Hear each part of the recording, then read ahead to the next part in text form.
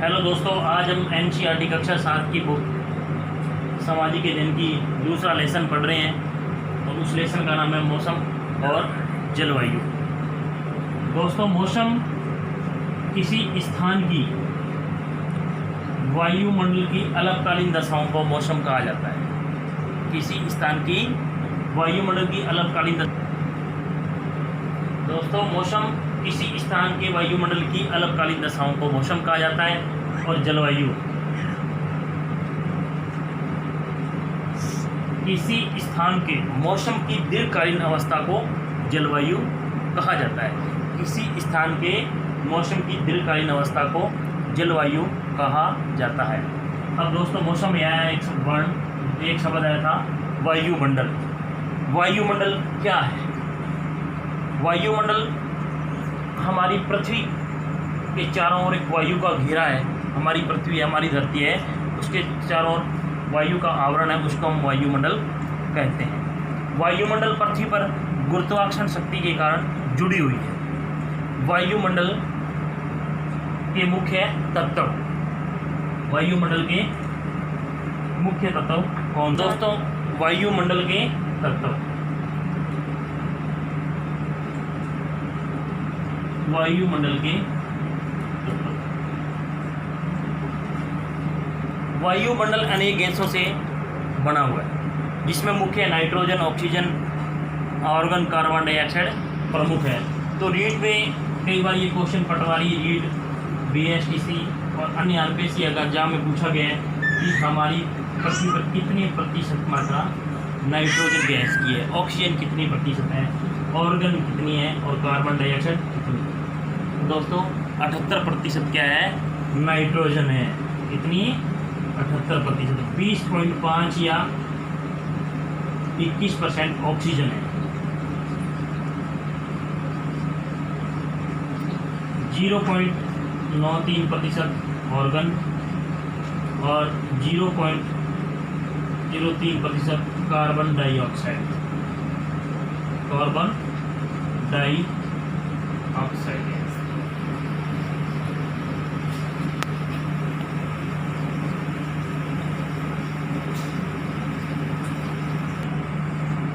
वायुमंडल में पाई जाने वाली मुख्य गैसें हैं नाइट्रोजन, ऑक्सीजन, ऑर्गन और कार्बन डाइऑक्साइड। नाइट्रोजन 78% है, 20.5% ऑक्सीजन, 0.93% ऑर्गन और 0.3% कार्बन डाइऑक्साइड। बाकी अन्य गैसें सम्मिलित हैं।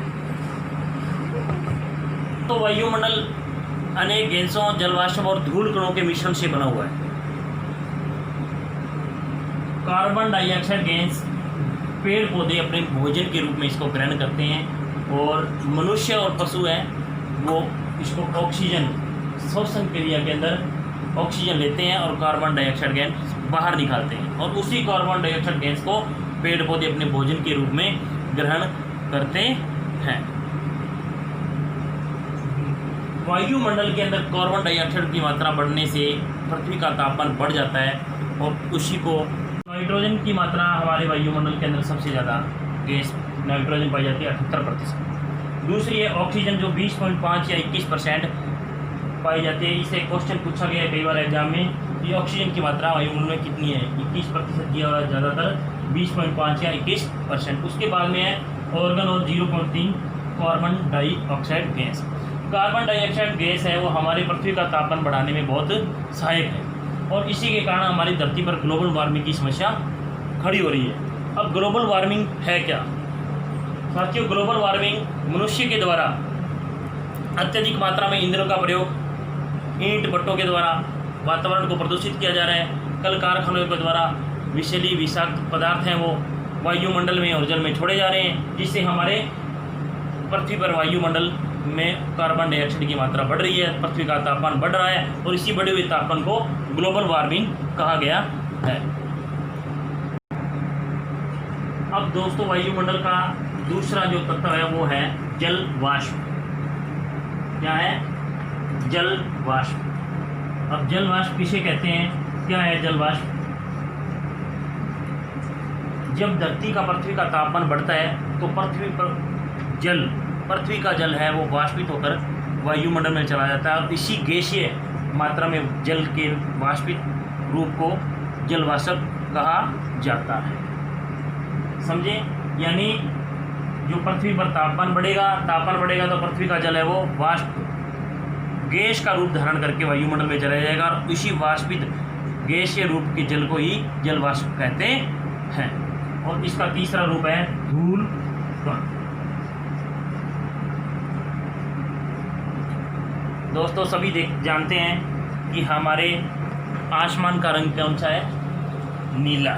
हमारा आसमान हमें कैसा दिखाई देता है? नीला। और जब सूर्य उदय और अस्त होता है तो उसके हमें लालिमा दिखाई देती है। इसके पीछे मुख्य कारण क्या है?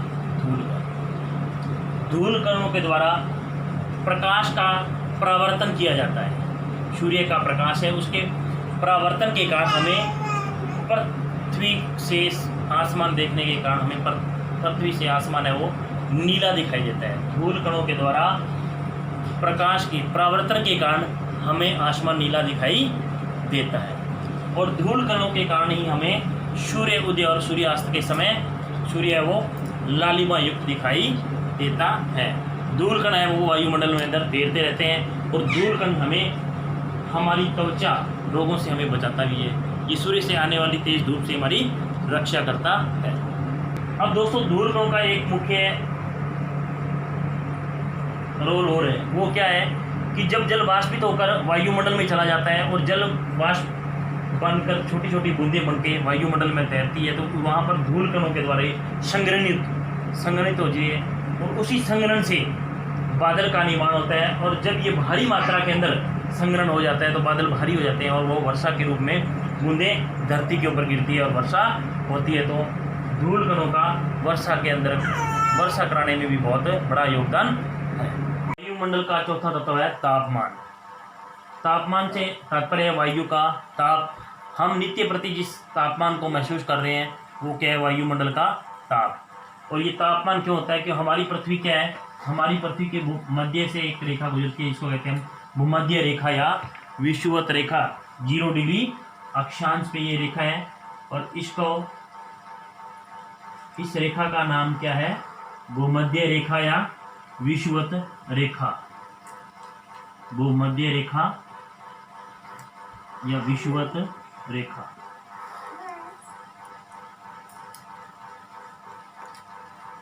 अब ये उत्तरी गोलार्ध है और ये दक्षिणी गोलार्ध है। ये हमारा सूर्य है और जब सूर्य की सीधी किरणें भूमध्य रेखा के ऊपर गिरती है और भूमध्य रेखा के ऊपर गिरेगी तो यहाँ पर क्या होगा? निम्न वायुदाब का केंद्र बनेगा। गर्मी यहाँ पर अत्यधिक होगी। भूमध्य रेखा पर क्या होता है? गर्मी सबसे ज़्यादा होगी और गर्मी ज़्यादा होने के कारण यहाँ पर क्या होगी? बारिश भी सबसे ज़्यादा होगी। भूमध्य रेखा से हम ध्रुवों की तरफ जाएंगे तो धीरे धीरे क्या है? वायुदाब बढ़ता जाएगा। ध्रुवों पर क्या वायुदाब उच्च वायुदाब होता है और यहाँ पर गर्मी कम होती है, बारिश भी कम होती है। गर्मी दिन में ज़्यादा होती है, रात में कम होती है। दैनिक और ऋतुओं के आधार पर तापमान भिन्न भिन्न होता है। जिससे रात में सर्दी होगी, दिन में गर्मी होती है और गर्मी की अपेक्षा सर्दी में कम तापमान होता है।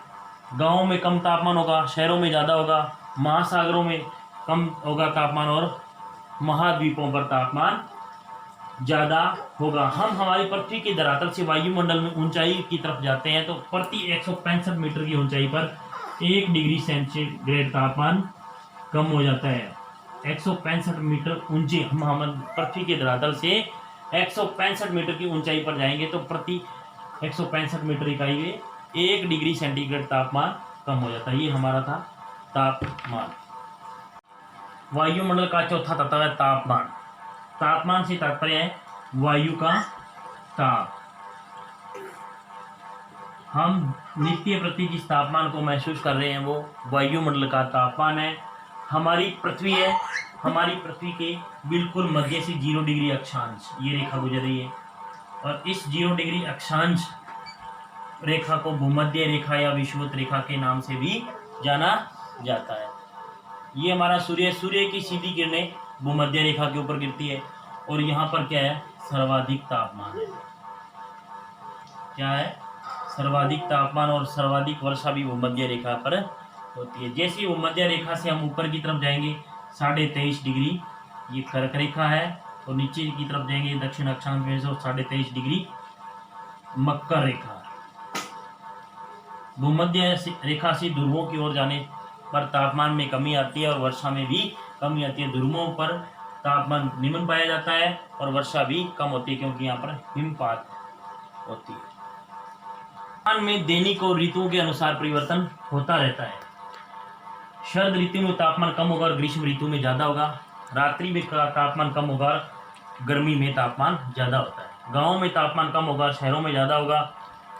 महासागरों में तापमान ज़्यादा होगा और महाद्वीपों में तापमान उससे ही ज़्यादा होगा, यानी महासागरों में कम और महाद्वीपों में तापमान ज़्यादा होगा। हमारी पृथ्वी के धरातल पर 165 मीटर, हमारी पृथ्वी के धरातल से हम 165 मीटर ऊपर जाएंगे वायुमंडल में, तो प्रति 165 मीटर ऊंचाई पर जाने पर 1 डिग्री सेंटीग्रेड तापमान में कमी आ जाती है। 1 डिग्री सेंटीग्रेड तापमान क्या हो जाता है, कम हो जाता है वायुमंडल में ऊपर की ओर जाने पर।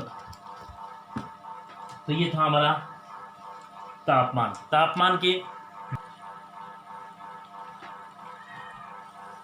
तापमान मापने की इकाई को सेंटीग्रेड या फ़ारेनहाइट कहते हैं, और तापमान मापने के यंत्र को तापमापी या थर्मामीटर कहा जाता है। इसी प्रकार वायु की दिशा मापने की यंत्र को दिक्सूचक यंत्र कहा जाता है, और वायु की गति मापने के यंत्र को एनीमोमीटर कहते हैं। वायु की गति मापने के यंत्र को क्या कहते हैं, एनीमोमीटर कहते हैं। तापमान के बाद दूसरा यानी 5वां वायुमंडल का तत्व है, वो क्या है, वायु दाब।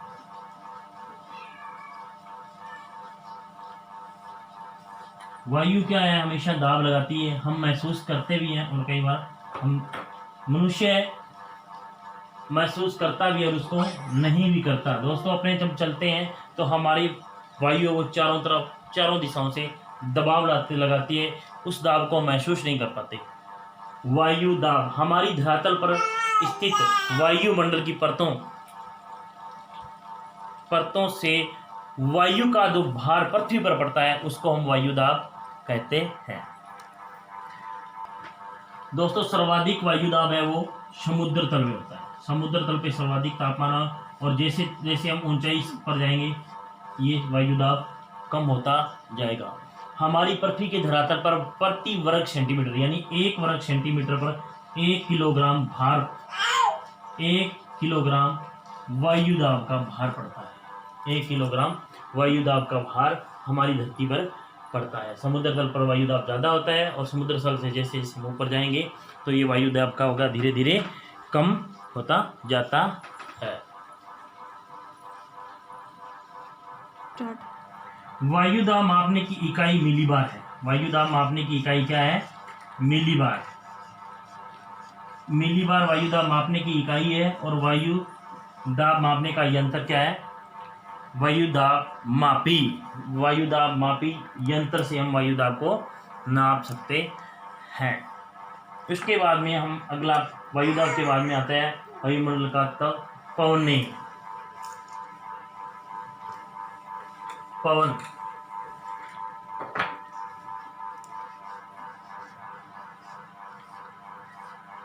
पवन हमेशा उच्च दाब से निम्न दाब की ओर चलती है। पवनें हमेशा उच्च वायु दाब से निम्न वायु दाब की ओर गतिशील रहती है। पवनों के 3 प्रकार बताए गए हैं।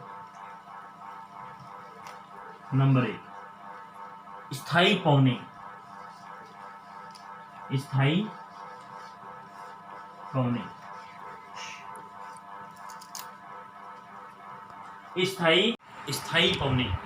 स्थायी पवन उन पवनों को कहा जाता है जो वर्ष भर लगातार एक ही दिशा में चलती रहती है। और स्थायी पवनों में कौन कौन सी हैं, व्यापारिक पवन, पछुआ पवन और ध्रुवीय पवनें।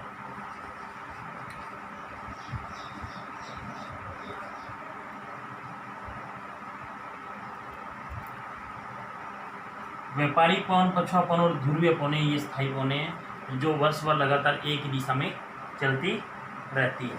उसके बाद में आती है सामयिक या मौसमीय पवनें। नंबर 2 कौन सी है? सामयिक या मौसमीय पवनें। सामयिक या मौसमी पवनें ऐसी पवनें जो किसी वर्ष विशेष या दिन विशेष में मौसम के अकॉर्डिंग चलती है, मौसम विशेष में चलती है, उनको क्या कहते हैं? सामयिक या मौसमी पवनें। सामयिक या मौसमी पवनें वो पवनें हैं जो हर मौसम अपने ऋतु और मौसम के अकॉर्डिंग अपनी दिशा को परिवर्तित करती रहती है। भारत में मानसून के दौरान चलने वाली पवनें मौसमी पवनें हैं और तटीय क्षेत्रों में चलने वाली समुद्र शमीर और स्थल समीर इसके महत्वपूर्ण 2 उदाहरण हैं। रात्रि में चलने वाली स्थल समीर तटीय क्षेत्रों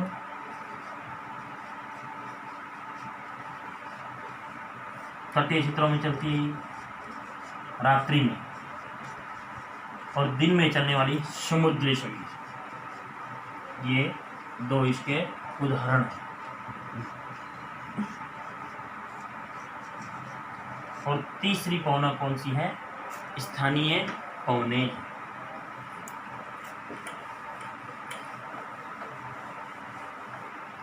नंबर 3 स्थानीय पवनें।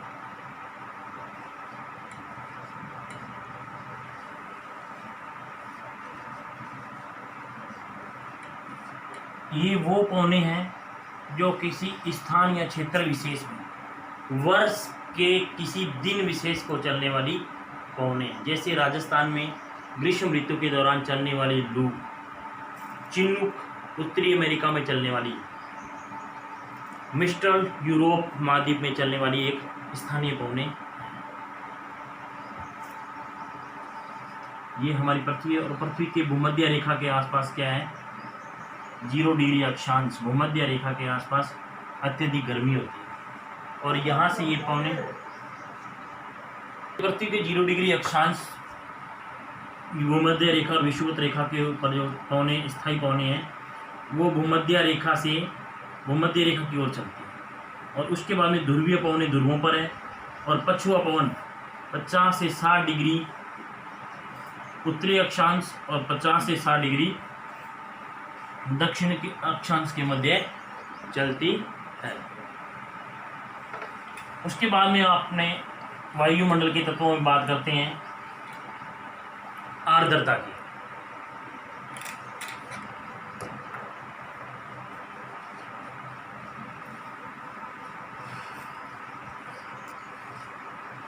आर्द्रता वायु में स्थित या वायु में पाए जाने वाले जल वाष्प का ही नाम क्या है?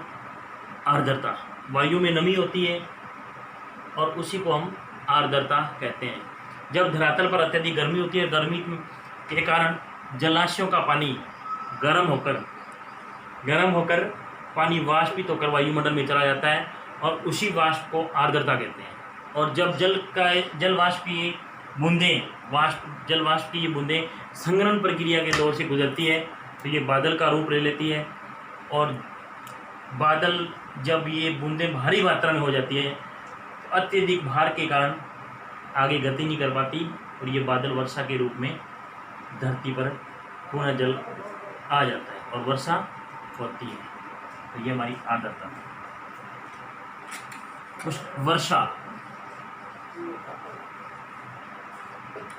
जब बादलों से जल की बूंदें अपनी धरती पे गिरती है तो वो क्या है? वर्षा है। और वर्षा क्यों होती है कि हमारी धरती पर क्या है?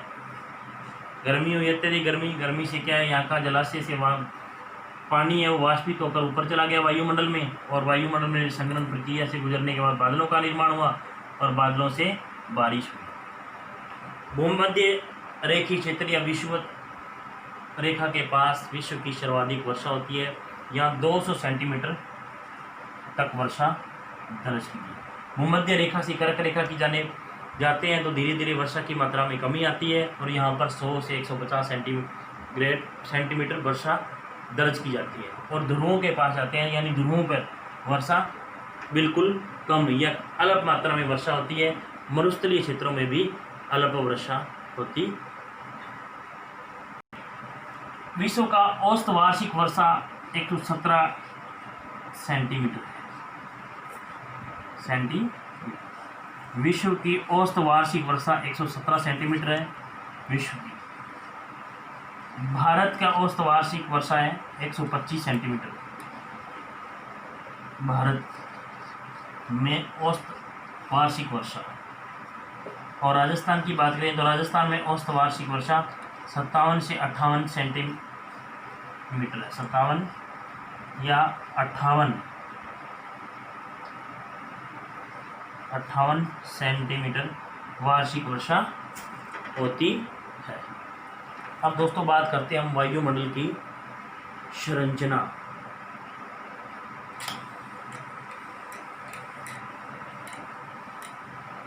इसी के अंदर एक और टॉपिक अपना चक्रवात। वायुमंडल के तत्वों में रह गया चक्रवात। चक्रवात क्या है? ये निम्न दाब के केंद्र होते हैं और यहाँ पर वर्षा ऐसे, ये निम्न दाब का केंद्र है, केंद्र से परिधि की ओर जाते हैं तो इनका दबाव बढ़ता रहता है। भारत में बंगाल पश्चिम बंगाल या बंगाल में इसको क्या कहते हैं? चक्रवात।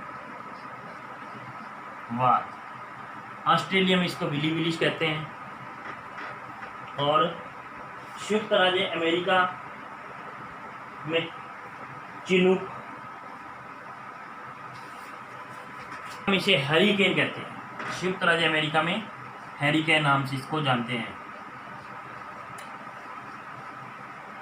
उष्णकटिबंधीय चक्रवात है, वो ज़्यादा शक्तिशाली होता है और शीतोष्ण कटिबंधीय चक्रवात है, उसकी गति इतनी मार्मिक होती है, वो नुकसानदायक नहीं होता है। अब बात करते हैं हम वायुमंडल की संरचना। दोस्तों वायुमंडल में 5 परतों से मिलकर बना हुआ है। वायुमंडल 5 परतों से मिलकर बना हुआ है।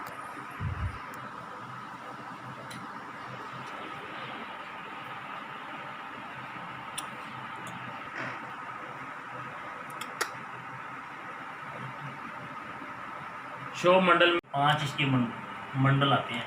5 बहिर्मंडल, आयान मंडल, मध्य मंडल, समताप मंडल और शोभमंडल। नंबर 1 हमारी धरातल के समीप यानी सबसे महत्वपूर्ण पड़ता है वो कौन सी है? शोभमंडल। शोभमंडल धरातल से 13 किलोमीटर की ऊंचाई तक है और शोभमंडल पर मौसमी घटनाएं घटित होती है। आंधी, तूफान, तड़ित, झंझावात, मेघ गर्जन सब शोभमंडल में आते हैं। और शोभमंडल की मुख्य विशेषता है कि ऑक्सीजन इस मंडल में विद्यमान है। हमारी प्राणदायिनी प्राणवायु है वो शोभमंडल पर ही उसका अधिकांश भाग है। जैसे ही शोभमंडल से ऊपर जाएंगे तो ऑक्सीजन की कमी महसूस होगी। उसके बाद नंबर 2 आता है समताप मंडल। 13 से 50 किलोमीटर के मध्य समताप मंडल है। समताप मंडल में मौसम बिल्कुल साफ रहता है, मौसमी घटनाएं नहीं होती और ये वायुयान उड़ान के लिए बिल्कुल सही परत है। यानी वायुयान इसी के अंदर उड़ान करते हैं। ओजोन गैस, ओजोन मंडल है वो समताप मंडल के अंदर है, जो सूर्य से आने वाली पराबैंगनी किरणों से हमारी रक्षा करता है। उसके बाद में मध्य मंडल 50 से 80 किलोमीटर की ऊंचाई में, 50 से 80 किलोमीटर की ऊंचाई के मध्य मंडल 80 किलोमीटर तक ऊंचा है। और इसमें अंतरिक्ष से आने वाले उल्कापिंड, अंतरिक्ष में उल्कापिंड गिरते हैं। जब हम रात को देखते हैं तो सोते हैं, रात को हमने आसमान में देखा हुआ कई बार तारे जलते हुए दिखाई देते हैं, टिमटमाते हुए गति गिरते हुए दिखते हैं। वो उल्कापिंड है, वो इसी मध्य मंडल में आकर नष्ट हो जाते हैं। चौथा मंडल हमारा है आयान मंडल। ये 80 से 400 किलोमीटर की ऊंचाई तक है और आयान मंडल से हमारी रेडियो एक्टिव तरंगें हैं वो परावर्तन होकर हमारे दूरसंचार की सुविधाएं हैं, उसमें आयान मंडल है वो हमें देती है। जब संचार की तरंगें हैं, रेडियो तरंगें हैं, वो आयन मंडल से परावर्तित होकर पुनः हमारे धरातल पर आती है और हमें संचार की सुविधाएं उपलब्ध होती है। और पांचवा और अंतिम है बहिर्मंडल। बहिर्मंडल 400 किलोमीटर से ऊंचाई, अधिक ऊंचाई में, और इस यहाँ पर हीलियम और हाइड्रोजन गैस पाई जाती है। ये हमारे वायुमंडल के 5 परतें थी और ये हमारा दूसरा लेसन था। इसको आप थोड़ा अच्छे से पढ़ें, जिससे हमारे रीट के एग्ज़ाम में इस क्वेश्चन से इस पार्ट से आने वाले क्वेश्चन गलत न हो।